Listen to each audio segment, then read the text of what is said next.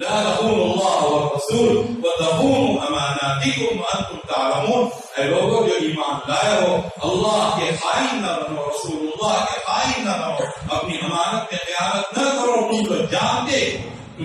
ہو خیانت کتنی بری بلا ہے اور اس کا نتیجہ کتنا بھیانک ہے اور اس کا وبال کتنا بڑا ہے. تو دیانتداری کی زندگی، شکر گزاری کی زندگی، یہ وہ بنیادی جوہر ہے، یہ وہ بنیادی گویا ایک نعمت ہے جس نعمت کے نتیجے میں اللہ تعالی حالات بدلے گا، بہتر سے بہتر ہوں گے. انسان شکر کے ساتھ زندگی بسر کرنے والا بنے اور اللہ نے جو نعمتیں اسے دی ہیں ان نعمتوں کو پہلے وہ جانے اور پہلے وہ پرکھے اور اللہ رب العزت کا شکر ادا کرنے والا بنے. صرف نعمت پر اس کی نظر رہے اور نعمت دینے والے پر نظر نہ ہو تو پھر ناشکر گزاری پیدا ہو.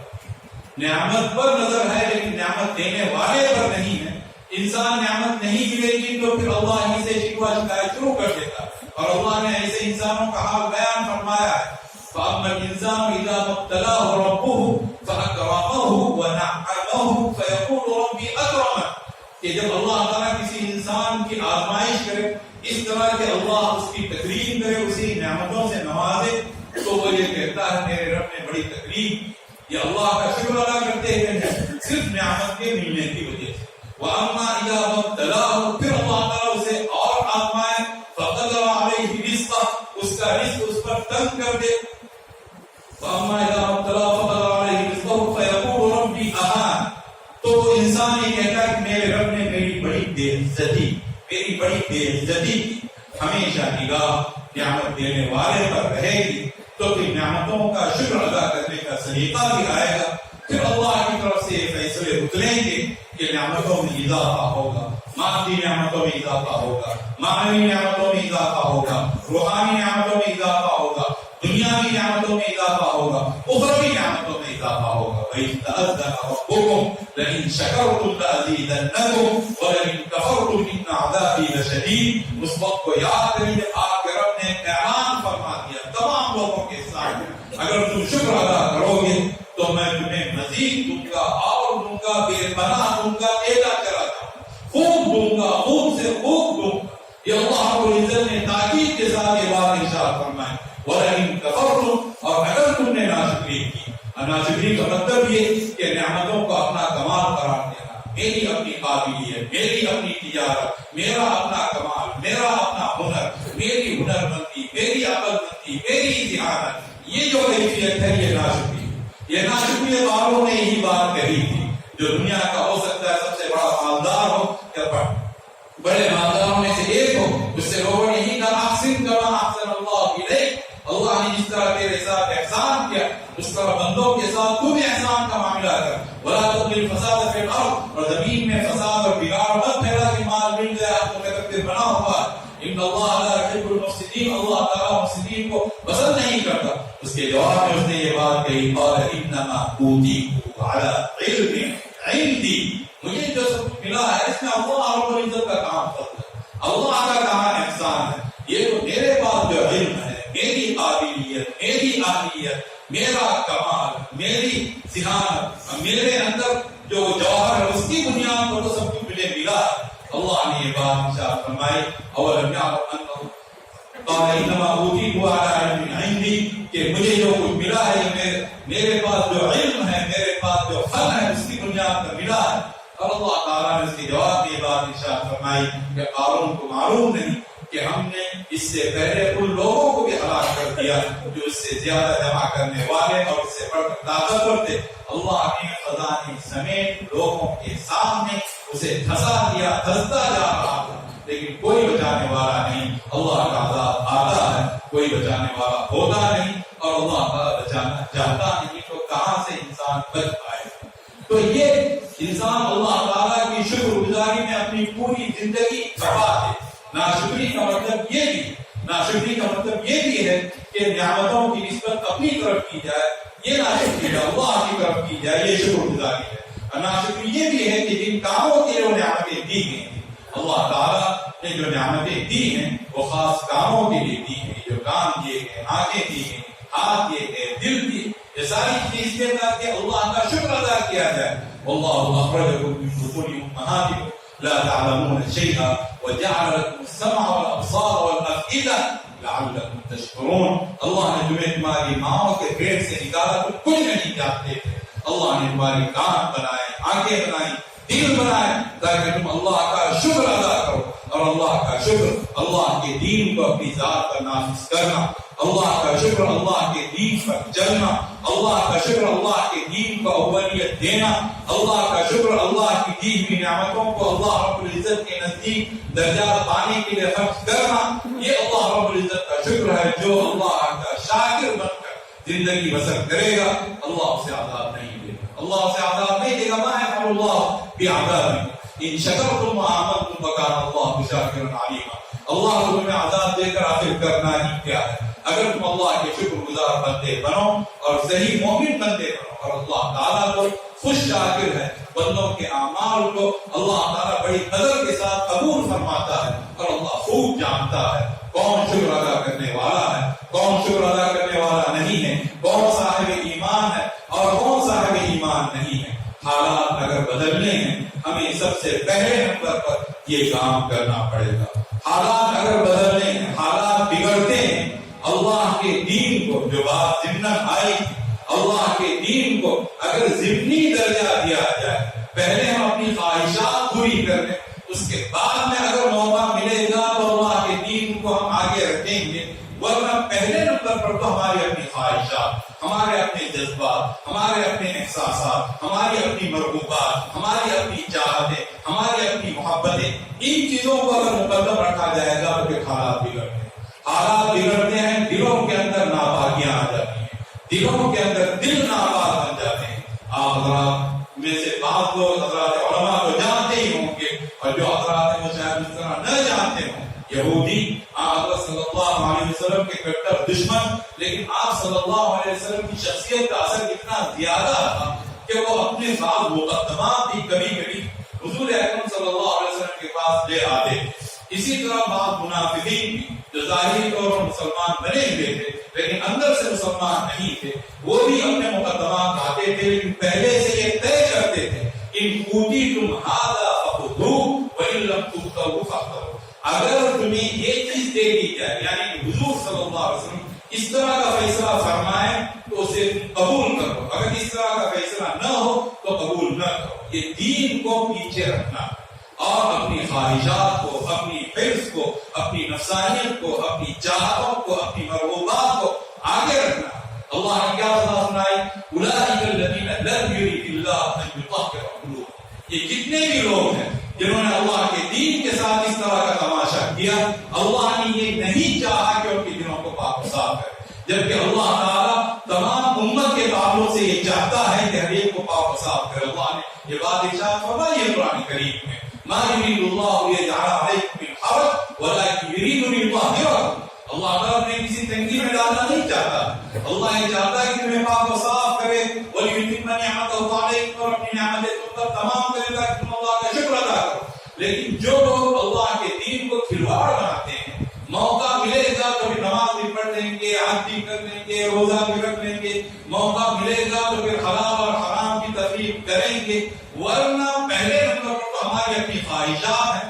ہمیں فائدہ کہاں سے مل رہا ہے، بس ہم اس کی تیاری میں لگے ہوئے ہیں اور اس کے پیچھے ہم لگے ہوئے ہیں. اگر اس طرح کی ذہنیت ہے تو یہ بالکل وہی ذہنیت ہے جو نبی اکرم صلی اللہ علیہ وسلم کے زمانے میں منافقوں کی ذہنیت تھی. اوتیتم ھذا فخذوہ وان لم تؤتوہ فاحذروا. اور یہ چیز تمہیں مل جائے تو لے لینا اور فلاں فیصلہ ہو جائے تو نہ لینا. اللہ رب العزت نے اہل ایمان کے تعلق سے یہ بات ارشاد فرمائی ہے، انما كان قول المؤمنین اذا دعوا الى الله ورسوله ليحكم بينهم ان يقولوا سمعنا واطعنا واولئك هم المفلحون. ومن يطع الله ورسوله ويخشى الله ويتقي فاولئك هم الفائزون. مؤمنین کی شان یہ ہے، مؤمنین کی بات یہ ہے، مؤمنین کا اصل کلمہ ہی ہے کہ ان کو جب بھی اللہ اور اس کے رسول کی طرف بلایا جائے تاکہ اللہ اور اس کے رسول فیصلہ فرمائے تو وہ جواب میں ہمیشہ یہ کہیں سمعنا واطعنا. ہم نے بات سن لی، ہم نے بات مان لی.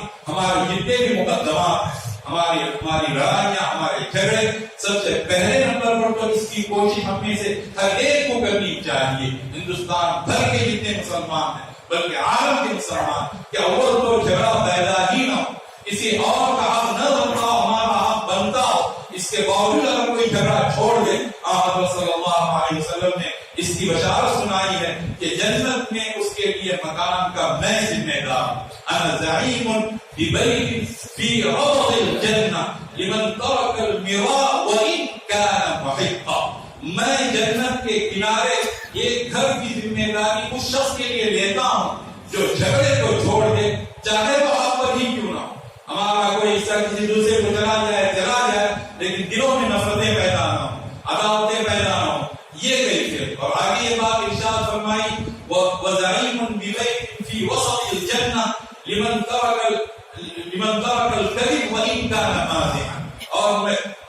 جنت کے بیچوں بیچ میں اس شخص کے لیے ایک گھر کی ذمہ داری لیتا ہوں جو جھوٹ کو چھوڑ دے، جو جھوٹ کو چھوڑ دے، چاہے مذاق ہی کیوں نہ کر رہا ہو، مذاق میں بھی جھوٹ نہ بولے، وہ جنت کا مستحق بن جائے گا۔ اور آگے بات ارشاد فرمائی کہ میں اس شخص کے لیے جنت کے اعلیٰ ترین حصے میں ایک گھر کی ضمانت دیتا ہوں جس کے اخلاق اچھے ہوں۔ اور اخلاق اچھے ہونے کا مطلب یہ ہے جو دوسروں کو فائدہ پہنچائے۔ اخلاق اچھے ہونے کا مطلب صرف زبان سے کہنا نہیں کہ میں آپ سے بہت محبت کرتا ہوں، یہ بات کہنی بھی چاہیے کہ کسی کو محبت ہو اللہ کے لیے، یہ بات کہی جائے، لیکن صرف ظاہر داری نبھانے کا نام حسن اخلاق نہیں۔ حسن اخلاق کی تشریح حضرت عبداللہ بن مبارک رحمۃ اللہ علیہ، امام ابو حنیفہ رحمۃ اللہ علیہ کے شاگرد اور شاید امام شافعی رحمۃ اللہ علیہ کے استاد ہیں، انہوں نے یہ تشریح کی ہے بذل المعروف وکف الاذى وطلاقۃ الوجه، نیکیوں کو عام کرنا، جو بھی بہتر کام ہے، اچھے کام ہے، اسے لوگوں تک پہنچانا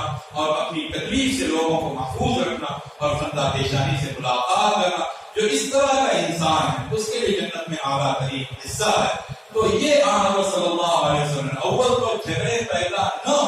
اور اگر پیدا ہو بھی جائے تو پھر جھگڑا تو معمولی چیز کا ہوتا ہے، نسلوں تک جھگڑے چلتے ہیں، عدالتوں میں انسان کی ڈیوٹیاں جس کا ختم ہو جاتی ہیں، نسلیں اسی کی نظر ہو جاتی ہیں، ہزاروں لاکھوں کروڑوں روپے برباد کیے جاتے ہیں صرف اس وجہ سے کہ ہماری نام اونچی رہے، ہماری بات بڑی رہے۔ جھگڑا اگر پیدا ہو جائے سب سے پہلے نمبر پر اور سب سے اخیر یہی خیال رہنا چاہیے کہ فیصلہ حکم خدا اور حکم رسول کے مطابق ہونا چاہیے، چاہے ہمارے حق میں ہو چاہے ہمارے خلاف ہو۔ یہ علاقہ حضرات علماء کا علاقہ ہے، اپنے جھگڑے اور اپنے قضیے ان کے پاس لے جائیں اور اس دنیا پر لے جائیں کہ فیصلہ چاہے ہمارے حق میں ہو، فیصلہ چاہے کسی اور کے حق میں ہو، لیکن ہم تو حکم الہی پر اور حکم رسالت پر ہم قربان ہونے والے اور اللہ کے حکم کو ماننے والے۔ یہ اگر کیفیت ہوگی تو اس کا مطلب یہ ہے کہ ہم دین کو مقدم سمجھتے ہیں، مقدم رکھتے ہیں۔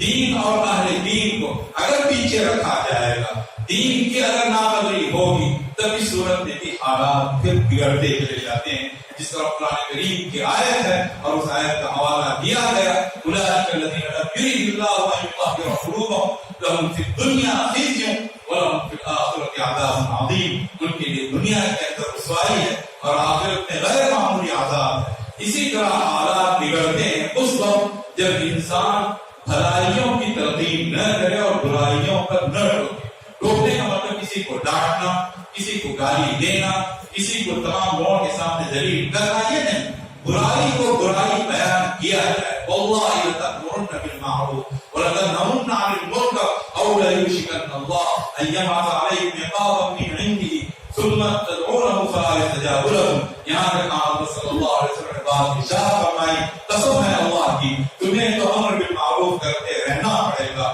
نہی عن المنکر پر قائم رہنا پڑے گا، ورنہ پھر اس کا امکان ہے اللہ تعالیٰ اپنی طرف سے کوئی سزا دے دے، پھر تم اللہ سے دعائیں کرو تو بھی اللہ تعالیٰ دعائیں قبول نہ کرے۔ جو حق بات ہے وہ حق بات بتائی جائے، لوگوں کے سامنے سچائی کو واضح کیا جائے اور ایک شریفانہ زندگی کا نقشہ پیش کیا جائے، خود بھی اس کے مطابق انسان زندگی بسر کرے اور دوسروں سے بھی یہ چاہے کہ وہ ایک صحیح زندگی بسر کرنے والا بن جائے۔ آپس کے یہ تعلقات ہمارے اگر مضبوط سے مضبوط تر ہو جائیں گے، جو تعلقات خاندانی بنیادوں پر بعد میں ہوں گے، جو تعلقات برادری کی بنیاد پر بعد میں ہوں گے، جو تعلقات علاقے کی بنیاد پر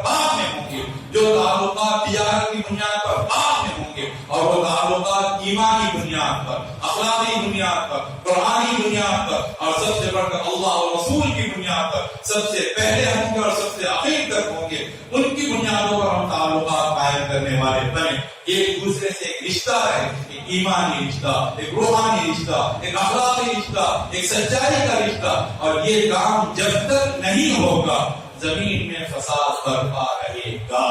زمین میں فساد برپا رہے گا، اور یہ بات شاید ہم نے 50 دفعہ کہی ہوگی۔ قرآن کریم میں اللہ تعالیٰ نے بات ارشاد فرمائی والذین کفروا بعضهم اولیاء بعض، جتنے کہ خدا کے منکر ہیں، خدا کے باغی ہیں، اللہ کے ساتھ کفر کرنے والے ہیں، وہ کفر کی بنیاد پر ایک دوسرے سے گہرا تعلق رکھتے ہیں، حالانکہ ان کے اندر اس طرح کے تعلقات پیدا ہونے کی کوئی وجہ نہیں، لیکن کفر کی بنیاد پر، اسلام دشمنی کی بنیاد پر، مسلمان دشمنی کی بنیاد پر وہ ایک دوسرے سے جڑے رہتے ہیں، ایک دوسرے سے گہرا ربط رکھتے ہیں۔ الا تفعلوا تکن فتنة فی الارض وفساد کبیر۔ اگر تم نے ایسا نہیں کیا، اگر تم نے ایسا نہیں کیا، اگر تمہارے اپنے تعلقات ایمانی بنیادوں پر نہیں ہوئے، ایک دوسرے کے ساتھ مدد کرنا، ایک دوسرے کے ساتھ گہرا تعلق رکھنا، ایک دوسرے کو اپنا بھائی اور ہمدرد سمجھنا اور عملی اس کا ثبوت پیش کرنا، زندگی اسی کے لیے وقف کر دینا، ایک دوسرے کے ساتھ رحم کا معاملہ کرنا، ایک دوسرے کے ساتھ مہربانی کا معاملہ کرنا، اگر تم نے ایسا نہیں کیا تکن فتنة فی الارض، زمین میں فتنہ برپا ہوگا، وہ فساد کبیر، اور بہت بڑا فساد برپا ہوگا۔ اللہ نے فساد بھی ارشاد نہیں فرمایا، فساد کبیر ارشاد فرمایا، بڑا فساد برپا ہوگا۔ ہمیں ایمانی بنیادوں پر جڑنا ہے، ہمیں اخلاقی بنیادوں پر جڑنا ہے، ہم ایک امت ہیں، ہم ایک اللہ کے ماننے والے، ایک نبی صلی اللہ علیہ وسلم کا کلمہ پڑھنے والے، ایک قرآن کریم کی تلاوت کرنے والے، ایک طرح کی نمازیں ادا کرنے والے،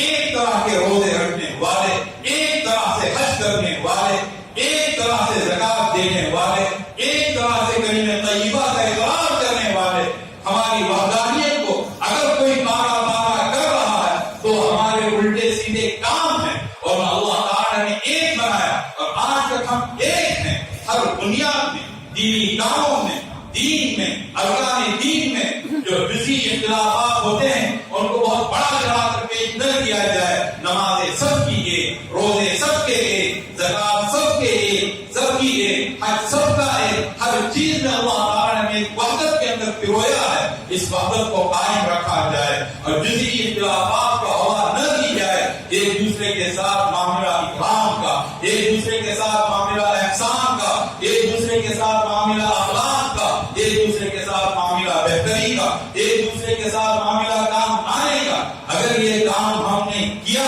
اور اس کا عزم رکھا تو پھر حالات پھر ہمارے حق میں ہوتے چلے جائیں گے، اور اگر یہ کام نہیں ہوا تو پھر حالات اور بگڑتے چلے جائیں گے۔ جو بات واضح ہے اس بات کو واضح کیا جائے اور اس چیز کو سامنے لایا جائے، بہتر سے بہتر زندگی بسر کرنے کی کوشش کی جائے۔ اور اللہ تعالیٰ نے تو احسان کے تعلق، احسان تو حق ادا کرنے سے بھی بڑھ کر، ہم میں کتنے ایسے جو حقوق کی ادائیگی کے تعلق سے کوتا ہے، کس نے کس کا کتنا اہم مان رکھا ہے، اس چیز کو بھی جانا جائے اور حقوق کی ادائیگی کی فکر کی جائے۔ اور اللہ نے اتنا ہی نہیں بیان فرمایا، دوسروں کا جو حق ہے وہ دے کر اس سے زائد اس کے ساتھ معاملہ کرو، ہر ایک کے ساتھ احسان کا معاملہ کرو۔ اللہ تعالیٰ نے زندگی دی اس کے لیے کہ ہمارے ذریعے سے بھلائیاں عام ہو، ہمارے ذریعے سے اچھائیاں عام ہو۔ وَاعْبُدُوا اللَّهَ وَلَا تُشْرِكُوا بِهِ شَيْئًا وَبِالْوَالِدَيْنِ إِحْسَانًا وَبِذِي الْقُرْبَى وَالْيَتَامَى وَالْمَسَاكِينِ وَالْجَارِ ذِي الْقُرْبَى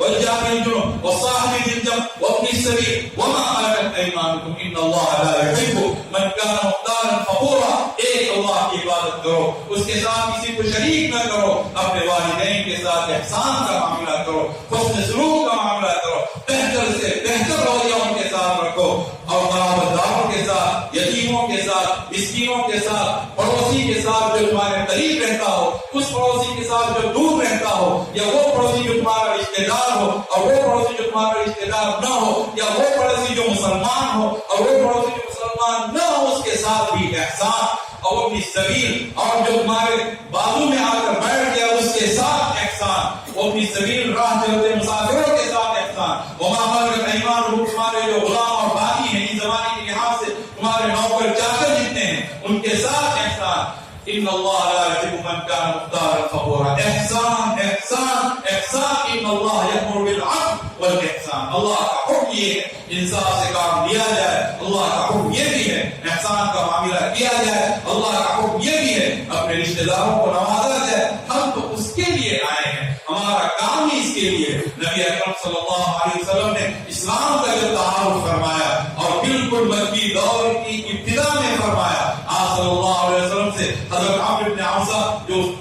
اسی وقت ایمان لائے اور اس وقت انگلیوں پر گنی چنی تعداد کی جو مسلمان ہوئی تھی بالکل ابتدائی معاملہ تھا انہوں نے پوچھا کہ آپ کیا ہیں یہ نہیں پوچھا کہ آپ کون ہیں وہ تو جانتے تھے کہ آپ صلی اللہ علیہ وسلم محمد بن عبداللہ ہیں انہوں نے پوچھا ما انت آپ کیا ہیں آپ صلی اللہ علیہ وسلم نے ارشاد فرمایا انا رسول اللہ میں اللہ کا رسول ہوں انہوں نے پھر پوچھا کہ رسول کیا ہوتا ہے آپ صلی اللہ علیہ وسلم ارشاد فرمایا کہ مجھے اللہ نے بھیجا ہے جسے اللہ بھیجتا ہے وہ رسول ہوتا ہے پھر انہوں نے پوچھا اللہ نے آپ کو کیا پیغام دے کر بھیجا آپ صلی اللہ علیہ وسلم ارشاد فرمایا مجھے اللہ نے اس کا پیغام دیا کہ اسی کی وحدانیت کا اعلان کیا جائے شرک کی نفی کی جائے بتوں کا انکار کیا جائے اور مجھے اللہ نے صلہ رحمی کے لیے بھیجا ہے مجھے رشتوں کو جوڑنے کے لیے اللہ تعالیٰ نے بھیجا ہے اور رشتوں کو جوڑنا ایک عنوان ہے حقیقت میں ممکن ہے کہ انسانیت کو جوڑنا ہے اس لیے کہ انسان سب سے پہلے اپنے گرد و پیش رشتے داروں کو دیکھتا ہے اور اسے رشتوں کو جوڑنے کا طریقہ سکھایا گیا ہے تاکہ اس کے بعد میں وہ پڑوسیوں کو جوڑنے والا محلوں کو جوڑنے والا علاقوں کو جوڑنے والا اور اللہ نے چاہا تو کل انسانیت کو جوڑنے والا بن جائے ہمارا دین تو جوڑنے کے لیے جڑنے کے لیے لوگوں کو قریب کرنے کے لیے خدائی بنیادوں پر قریب کرنے کے لیے آیا اور ہم دین کے نام پر لڑیں اور نفرتیں پالیں ایک دوسرے سے نفرت کریں اور ایک دوسرے سے دوری اختیار کریں یہ تمام چیزیں شرعاً باطل ہیں باطل ہیں باطل مثل المؤمنین فی توادهم وتراحمهم وتعاطفهم كمثل الجسد الواحد افسوس ہے دل کٹتا ہے یہ احادیث پیش کی جاتی ہیں اور عمل خام دکھائی دیتا ہے تمام مومنین کی مثال فی توادهم آپس میں محبت کرنے میں وتعاطفهم ایک دوسرے کے ساتھ نرمی اور مہربانی کرنے میں وتراحمهم ایک دوسرے پر رحم کرنے میں كمثل الجسد الواحد ایک جسم کسی ہے اذا اشتكى منه عضو تداعى له سائر الجسد بالسهر والحمى ایک عضو بھی اگر ذرا سی اسے تکلیف ہو جائے اسے کسی قسم کی پریشانی لاحق ہو جائے پورا جسم اس عضو کے لیے ایک دوسرے کو دعوت دیتا ہے پکارتا ہے کہ اس تکلیف میں شریک ہو جائے رات کے جگنے میں بھی جو حصہ تکلیف میں مبتلا ہے وہ حصہ بھی جاگتا ہے پورا انسان جاگتا ہے پورا بدن جاگتا ہے بخار اگر ہے وہ اس حصے کو بھی ہے پورے بدن کو بھی ہے اللہ